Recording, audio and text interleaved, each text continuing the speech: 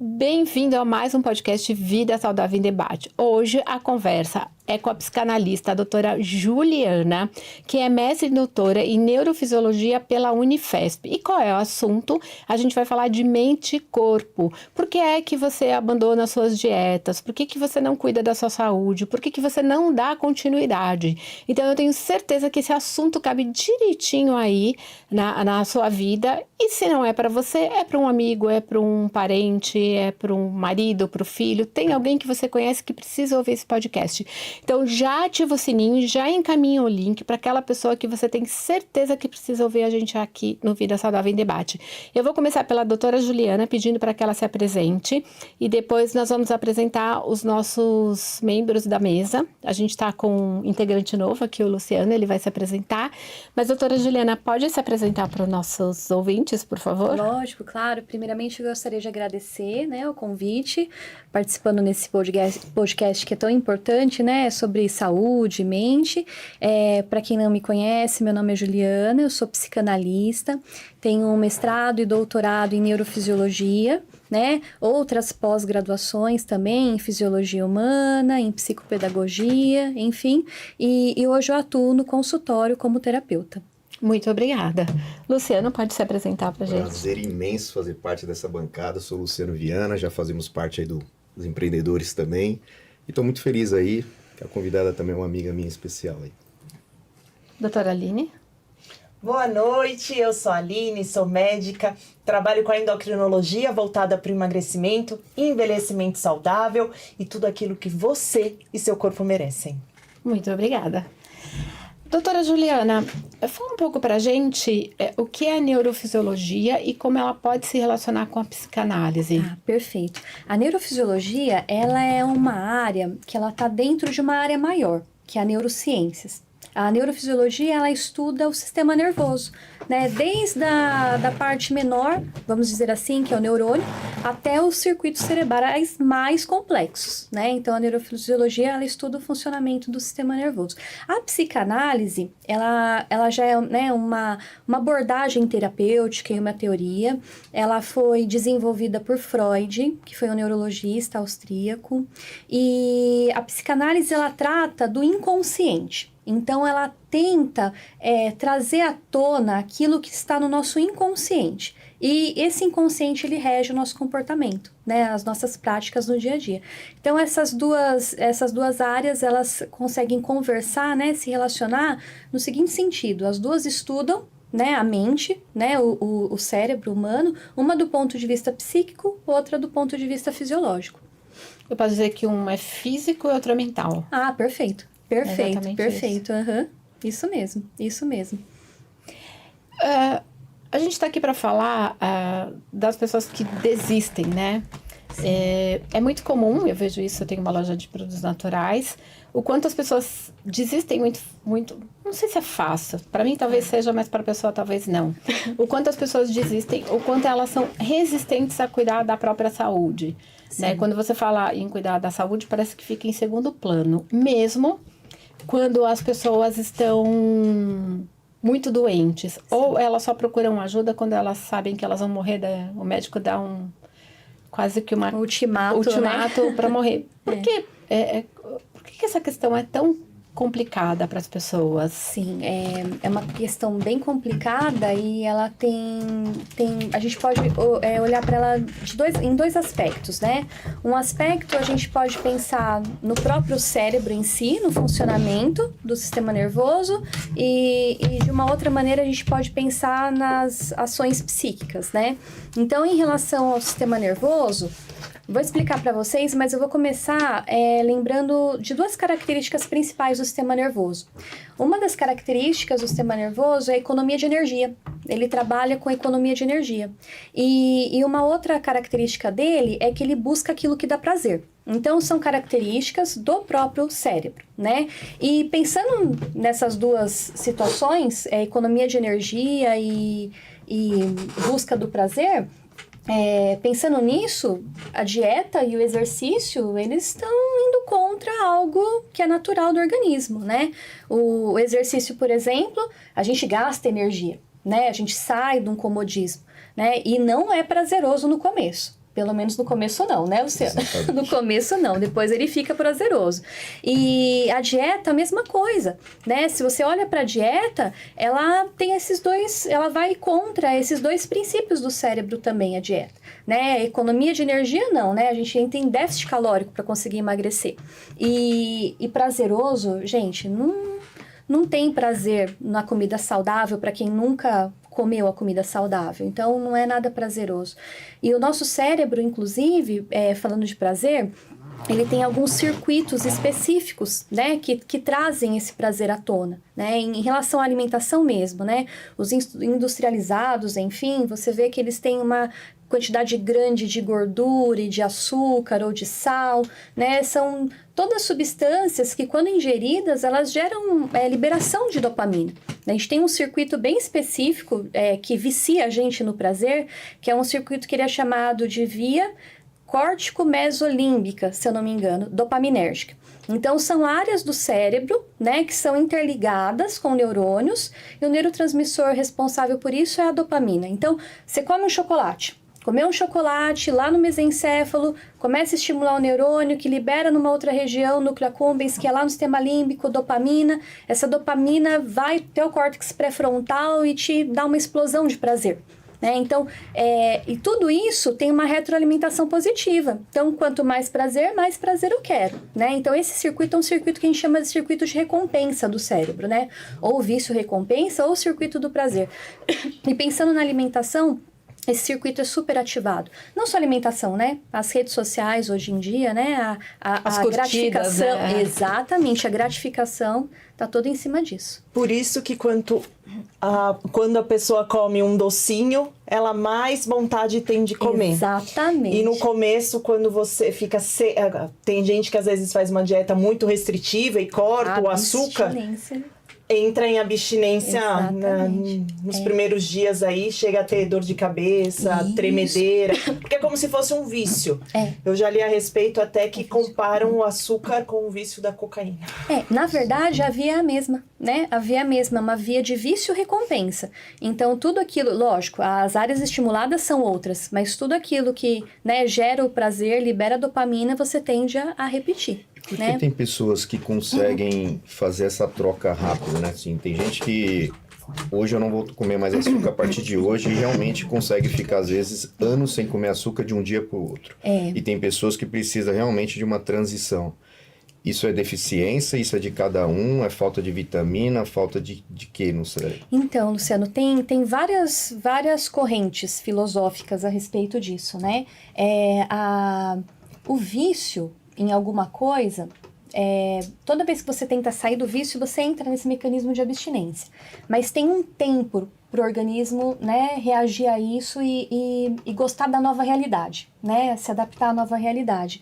Tem muitas pessoas que colocam data nisso, dias, sabe? Tempo. Sim. Então não sei se já ouviu falar do jejum de 21 dias. Sim. Depois de 21 dias você acostuma. Daí tem uma outra equipe lá que fala depois de 66 dias você acostuma. Mas na verdade não tem nada comprovado a respeito disso, porque cada indivíduo é um indivíduo, né? Cada indivíduo tem um porquê deixar aqueles hábitos e trazer, né, um novo. E isso também tem a ver com os outros motivos do abandono, né, de uma vida não saudável, né, que tem a ver com os motivos psíquicos mesmo. Então, às vezes, a gente não adianta olhar só para o neurológico e falar assim, é isso, acabou. Então, daqui 1 mês, 2, você vai conseguir trocar a dieta e conseguir fazer exercício. Não é assim, né? Tem que ver o que aquilo representa para a pessoa, né? A comida representa uma coisa para mim, representa uma coisa para você, outra para a Aline, outra para a Edi, né? E, às vezes, o conteúdo é muito mais profundo daquilo. Os nossos padrões repetitivos, sabe? Associado à desistência. Então, teve um podcast, inclusive, que eu cheguei a falar sobre também a recompensa na infância. Aí falou a língua da psicanálise, hein? Porque assim, quebrou o brinquedo, vamos comprar um chocolate. Foi mal na prova, tá doente. Tá doente, doente. É a fome emocional que a gente fala, tomou a né? vacina, doeu, vamos lá, naquela sorveteria. Sorveteria. É terrível, realmente, assim, a ideia é que assim, o nosso ambiente, né, né? Ela vai se desenvolver ali nos primeiros anos de vida. Para Freud, tem as fases, né? As fases psicossexuais do desenvolvimento. Então, até ali uns 10, 12 anos, desenvolveu tudo. Então, tudo que acontece nesse período, ele é extremamente importante. Geralmente, ele dita a sua vida no dia a dia, né? Porque os traumas, os conflitos, as memórias, elas entram no piloto automático no inconsciente. E a gente começa a fazer aquilo sem saber por que tá fazendo, né? Tem pessoas, por exemplo, que falam que para relacionamento tem dedo podre, né? Eu sempre separo e caso, ou namoro e desnamoro, enfim, e os caras sempre me traem no final. Um exemplo, né, que eu já tive no consultório. Na verdade, esse ciclo repetitivo, esse looping que essa paciente, por exemplo, estava dentro de um mecanismo inconsciente dela mesma, né? Ela passou a vida vendo o pai traindo a mãe. Então, ela queria se vingar, de alguma maneira, daquela situação, né? Então, o inconsciente, tudo que não ficou bem resolvido, ele coloca em piloto automático para você passar por aquela situação mais e mais e mais vezes até você conseguir consertar aquilo. Só que a gente não sabe que a gente tem que consertar, porque às vezes a gente nem sabe o que está no nosso inconsciente, né? Não é todo mundo que faz terapia, que tem autoconhecimento. Então a gente deixa aí. Então, para comida é a mesma coisa. Para o exercício é a mesma coisa. A comida para cada pessoa significa algo, né? E a gente tem que, lógico, na análise, buscar a fundo o que significa comer, né? O que significa o prazer da comida, o que significa engordar para a pessoa, né? Às vezes é uma maneira de chamar a atenção dos pais, né? Lá na infância, a pessoa comia porque a mãe brigava, então assim ele tinha a atenção da mãe. Então ele desenvolve isso na mente. Então, enquanto eu estiver obeso, eu tenho atenção e amor dos outros. Quando eu não tiver, eu não tenho. Então tem vários mecanismos cerebrais associados, né? A dieta, o exercício e daí cada indivíduo é um indivíduo. A gente tem que analisar um por um nesse sentido. Uma coisa que eu vejo que é muito comum para mim na loja e que às vezes eu falo, mas por que isso acontece? Às vezes eu vejo, por exemplo, o cliente vai lá, tem um salão em frente à loja, do outro lado da rua. Tá. A pessoa atravessa a rua e entra na minha loja. A pessoa tá linda. Deixou ali naquele salão com um salário mínimo. Aí quando eu entro na loja e você fala de um produto saudável, a pessoa fala, R$40 é muito caro. Não vou comprar R$40 esse produto. E aí eu fico me questionando, eu falo assim, mas não é caro se deixar ali um rim no salão, né? Que é uma beleza temporária, porque você vai lavar o cabelo no dia seguinte nunca mais fica igual o que tá no salão. Mas quando você fala de colocar um alimento saudável na mesa, é muito caro, não dá pra comer, não dá pra ser saudável pagando caro desse jeito. E aí eu sempre falo, caro é a conta da farmácia. Exatamente. Essa conta é muito cara, entendeu? Essa é. Mas aí eu falo, gente, o que eu falo? O que eu faço? Eu fazendo psicanálise aqui com a doutora. O que eu falo para as pessoas? Porque a vontade, às vezes, de falar é o seguinte: minha amiga, só me conta quando você deixou. Me mostra o ticket do cartão de crédito ali, do meu vizinho da frente, que Sim. eu vou te contar o que você vai comprar aqui, o que você vai comer o mês inteiro com o que você deixou lá de 3 horas no salão. Nada contra salão de beleza, gente, mas... Da academia com a pizza. Também. Porque hoje você encontra academias de 100, R$150 por mês. Boas academias. Boas academias. Só que a pessoa fala que não tem 100, R$150 por mês. Mas toda semana pede 2 pizzas que dá mais do que isso. Então, a pessoa deixar de comer uma semana a pizza, ela paga um mês de academia. É verdade, é verdade. O ser humano, ele é mesquinho pra saúde. Eu tenho academia e acontece isso. O pessoal tá caro, falam, você vai vir 24 dias na academia. Se você dividir, você tá pagando menos do que um café. É isso que eu ia falar, menos então, do que um café. Você realmente acha que você não merece treinar. Aquele valor pra você, você não merece treinar por R$150, um exemplo. Então, as pessoas, um exemplo, massagem. Por que eu não faço massagem? Porque é caro. Mas vai comprar um remédio que é 3 vezes a mais do que o massagista. Nutricionista, por que você não vai? Porque é caro. Só que você come todo dia errado e você vai parar onde? Na farmácia de novo. Isso vai. Desde um personal, desde uma massagista, um nutricionista, até roupa, um exemplo. Uma mulher, às vezes um homem não compra uma roupa boa para poder treinar. Tem que ser a pior roupa que ele tem para começar a treinar. Suplementação, é caro comprar suplemento. Aí você falou, o McDonald's é um suplemento dele que vai passar mal no outro dia. Isso tem várias abordagens, né? A gente pode olhar isso de diversas maneiras, mas o que chama muito atenção hoje na sociedade é o imediatismo, né? A gente vive numa sociedade imediatista. As tecnologias trazem a gente para isso. Resultado rápido, gratificação rápida, né? E quando a gente pensa dessa maneira, tudo aquilo que é superficial é mais rápido, né? A saúde é uma coisa que você, com certeza, é um investimento a longo prazo muito melhor. Mas é a longo prazo. E ninguém vê a cor do seu cocô, né? Exatamente. Você não vai postar na rede social a saúde do seu intestino. Então, isso verdade, não dá curtida. Não. Isso, por exemplo, é o imediatismo, né? O imediatismo seria um fator muito importante. E um segundo fator está relacionado à prioridade. Né?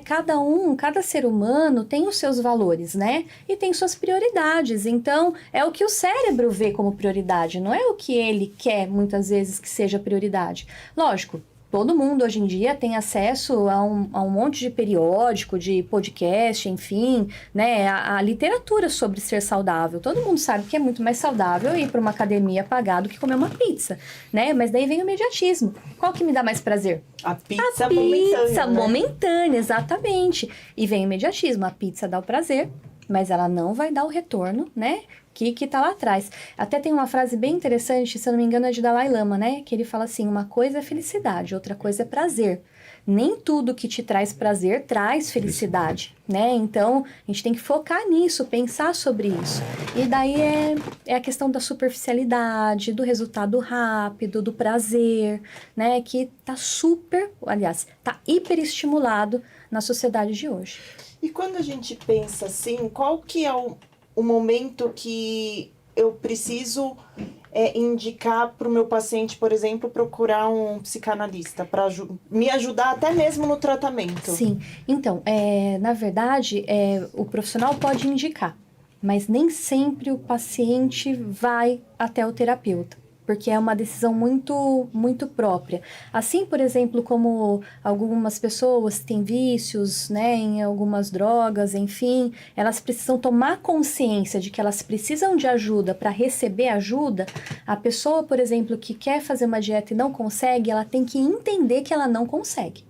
Então, qual que é o problema disso? O problema é que as pessoas se auto-sabotam, né? Amanhã eu começo, né? Ah, mas é só hoje. Ah, mas daqui a pouco eu vou, daqui a pouco eu faço, eu mereço, né? Isso é a coisa mais, assim, fadada ao fracasso que existe. Isso são tentativas e falhas, né? Que o indivíduo entra. Então, ele precisa entender que ele não consegue sozinho.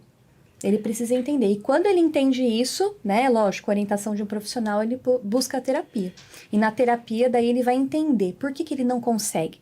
Porque não é tão simples, né? Porque a gente não consegue, não é só neurológico, né? É algo bem, bem emocional e psíquico associado a isso. A terapia, ela vem por último, assim, eu como personal, então a pessoa que tem condições começa com o personal, aí do personal a gente consegue jogar ela no médico, do médico ela pula pro Nutri, e o terapeuta, ela tem uma restrição muito grande de ir pro terapeuta. Todo mundo tem. Você precisa de um psicanalista, você precisa de um terapeuta. Você conversando com o personal, você consegue fazer isso, mas você faz depois você passar pelo Nutri e pelo médico. De cara, é bem difícil. Eu acho que tem muito a deveria ver ser com, invertido. O psicanalista deveria ser o primeiro, na verdade. Entender a fonte e depois tudo flui, né? Eu acho que é muito assim da sociedade em si, né? Você sempre ouve falar, né? Ah, não vou na psicanálise, não vou na terapia, isso daí é coisa pra gente louca, enfim. É o que a gente mais ouve, né? Eu não preciso disso, imagina, né? Eu não preciso disso. Então a pessoa não entende que assim, o maior investimento que ela faz é nela mesma. Né? Tanto mental, quanto corporal, quanto no exercício. O maior investimento é na gente mesmo que a gente tem que fazer, né? E as pessoas não entendem isso. E a gente investe com autoconhecimento, né? Então, eu quero viver a minha vida. Eu não posso mais deixar o piloto automático controlar a minha vida. E como que eu faço para eu ter poder de decisão na minha vida? É me conhecendo, é sabendo quem eu realmente sou, né? Tirando as coisas do inconsciente e trazendo para o consciente. Então, por que eu faço isso? Ah, por conta disso, né? Vamos tratar isso, vamos relembrar, vamos recordar, vamos ressignificar, né? Para aquilo já não ser um padrão repetitivo na sua vida. E a gente vê muitas pessoas que fizeram bariátrica e que se não faz um acompanhamento psicológico... Não dá, tudo. né? Volta. Volta. A pessoa nem se curou, na verdade, né? Ela só fez uma cirurgia física, né? Na verdade, é um sintomático, né? Igual uma dipirona para dor de cabeça, né? É uma Remediou. coisa... remediou ali e mesmo assim não vai segurar, né? A mudança tem que vir de dentro para fora. Efetiva, né? Eu trabalho muito com os meus pacientes a longo prazo, eu falo. Lógico que a gente pode emagrecer muito rápido, em 2, 3 meses, ter um bom déficit aí, mas eu gosto de pensar a longo prazo. A pessoa que está acostumada a comer aquela quantidade de comida, entrar numa dieta 100% restritiva a partir de segunda-feira, poucos conseguem. Receita por por um fracasso, período. né? E depois, quando ela abandona, ela volta. Então, eu prefiro trabalhar com pequenas mudanças. Perfeito. Então, assim, eu não sei dentro da psicanálise se isso é interessante ou não, mas Perfeito. eu cheguei até a deixar pão de queijo na dieta do meu paciente, que ele comia todo dia. O outro que comia doce de leite, eu deixei. E fiz pequenas mudanças que, com o passar das semanas, dos meses, a gente vai ajustando a dieta, porque você tirar tudo da pessoa é muito complicado. E é perfeita a sua abordagem, perfeita.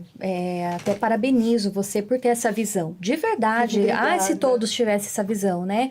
Porque não é o emagrecimento em si, né? É uma mudança. adaptação, mudança. E pela sociedade imediatista, falando isso de novo, né? Eles querem resultado para ontem, né? Então eles olham aquele resultado perfeito, eles acham que eles vão chegar ali amanhã. Vou baixar um app aqui, vou emagrecer 20 quilos. Não existe Aliás, isso. tem gente vendendo isso na internet, né? Tá pois cheio de gente Você pode até vendendo. conseguir emagrecer 20 quilos muito rápido, mas a que não consegue custo manter. você vai emagrecer e você vai manter? Exatamente. Eu não vejo as pessoas A manterem. mudança assim verdadeira, ela é uma mudança lenta, não é uma mudança rápida. Falo até para os pacientes, né? Você pode querer um corpo perfeito, né? Você pode querer uma alimentação perfeita lá na frente, mas você tem que pensar que você vai ter que criar objetivos a curto prazo aqui até chegar lá, senão você desanima. Você não chega lá do dia pro outro, você desanima, né? O fracasso, o medo do fracasso, você volta. Então a gente tem que viver todos os dias aquela dieta, todos os dias aquela transformação, até chegar onde tem que chegar. Eu tenho né? pacientes que não comia fruta nenhuma. Aí, olha, de E aí inserir você fruta, não importa se aumenta caloria nem nada, mas Então assim, tem paciente que não come fruta nenhuma. Aí você começa... Que fruta você... eu gosto de banana. Então tá bom, vamos começar bem. com banana dia sim, dia não? Daqui a pouco, quando volta no consultório, nossa, doutora, eu já tô comendo laranja, mamão. E daí abandona o chocolate para comer a banana. Olha que perfeito, não é? É maravilhoso isso. Adaptação. O ser humano ele tá se perdendo muito, né? Nas tecnologias, nesse ritmo de vida que a gente tem, né? A gente entra em autossabotagem, por exemplo, quando eu tiver minha casa, eu vou ser feliz. Quando eu emagrecer, eu vou ser feliz. Quando eu casar, eu vou ser feliz. E daí a felicidade não chega nunca, porque ela tá aqui no processo. É no processo, é no dia a dia que você tem que ser feliz, né? Sim. Não é só quando você alcançar aquele resultado. E as pessoas... É aquela historinha lá da lebre e da tartaruga, que tem das crianças, né? Um conto, né? O pessoal subestima a tartaruga, mas é a tartaruga que chega lá no final da corrida, né? A lebre perde. É a filosofia que a gente tem que trazer pra vida. Transformações duradouras, elas vêm em longo prazo. E o tal do eu mereço, né? A gente ouve muito. Hoje eu mereço tomar uma cerveja. Hoje eu mereço, gente. Vou tomar a hora que eu chegar em casa. Acho que é mudança de hábitos, né? Eu falo que o segredo está na prevenção, né? As pessoas são mesquinhas para prevenção. Então, assim, hoje eu falo, vai numa massagem sem ninguém precisar. Procura um psicólogo sem ninguém te orientar. Faça uma atividade física, qualquer uma, sem ninguém fazer nenhuma orientação para você. Porque tudo o médico me pediu. Meu amigo me falou, num podcast estava falando isso. Então, você tem que fazer sempre uma prevenção. O pessoal não gosta de gastar com a prevenção. Ele prefere estar no estado crítico, aí você vai gastar tudo. Eu falo, quando cai no hospital, você gasta tudo. O que tem e o que não tem, Pode né? falar, pode falar. Uma outra coisa que eu vejo muito na loja é quando a gente fala de prevenção, sempre vem a desculpa de que o outro não me ajuda. Então, o alimentação. Eu queria mudar a minha alimentação, mas meu marido não gosta de comer essas coisas. Então, não adianta eu tenho que comer o que meu marido come. O outro, né? Então, eu sempre tô justificando a minha atitude, baseada na atitude do outro, né? Isso é muito comum também. Sim. Isso é comum em várias vertentes. Falando da dieta em si, né? E sobre o tema, aliás, que a gente está abordando aqui, quando a gente tira a responsabilidade da gente e coloca no outro, né? É uma coisa assim, eu não quero assumir, de alguma maneira, né? E esse assumir, na verdade, não é assumir, tipo, eu não consigo mesmo, eu não posso. Não, é se conhecer, né? É se conhecer, é entender que você quer, o que você não quer, o que você pode, o que você não pode. Então isso vem, assim, isso daí é quebrado a partir do autoconhecimento. Quando a pessoa se entende, a pessoa se conhece, ela sabe até onde ela vai, até onde é a responsabilidade dela, onde começa a responsabilidade do outro. Então, a gente fala muito de um processo de individuação que a gente sofre, né? Costumo dar o exemplo para os meus pacientes de uma máscara de avião, né? Então, quando você vai andar de avião, daí a comissária fala, né? Em caso de despressurização, máscaras cairão à sua frente. Primeiro veste em você, depois em quem está do lado. E por que isso? Porque quando cai, né, a pressão ali, você sofre falta de oxigênio, que é a hipóxia. Quando você tem hipóxia, você vai desmaiar em algum momento, vai perder a consciência. Mas se você perde a consciência e alguém rapidamente dá oxigênio, você volta. Você não morre, né? Então, se eu perco tempo colocando a máscara no meu colega e não consigo colocar em mim, não coloco nele e nem morre os dois. Esqueceu entendeu? dele. Agora, se eu coloco em mim, por mais que ele esteja desmaiado, eu ainda consigo salvar ele. E isso é para nossa vida, né? A gente primeiro tem que se cuidar. Se amar não é egoísmo, não é egocentrismo, é um processo de autoconhecimento, de autoamor. Porque quando você se ama, quando você se cuida, você consegue cuidar dos que estão à sua volta. Você assume responsabilidades, né? Daí a gente vai até longe. Lá, Jesus falava, né? Ama teu próximo como a ti mesmo. Então, eu tenho que me amar antes, né? Para poder amar o outro. Então, assim, responsabilizar o outro é a coisa mais fácil que tem. É o que eu a vejo coisa mais muito. fácil que tem. Eu não consigo perder peso por causa do meu marido que não come saudável, né? E o que eu falo que não existe alimento proibido. Não, Se, por exemplo, todo sábado à noite é o momento de comer em família, você não vai tirar sua marmita de alface, batata doce e frango, enquanto tá todo mundo comendo, sei lá, a pizza, ou mesmo o almoço de domingo na casa da avó. Você não precisa se restringir. Não é um almoço, não é uma pizza, não é um chocolate, não é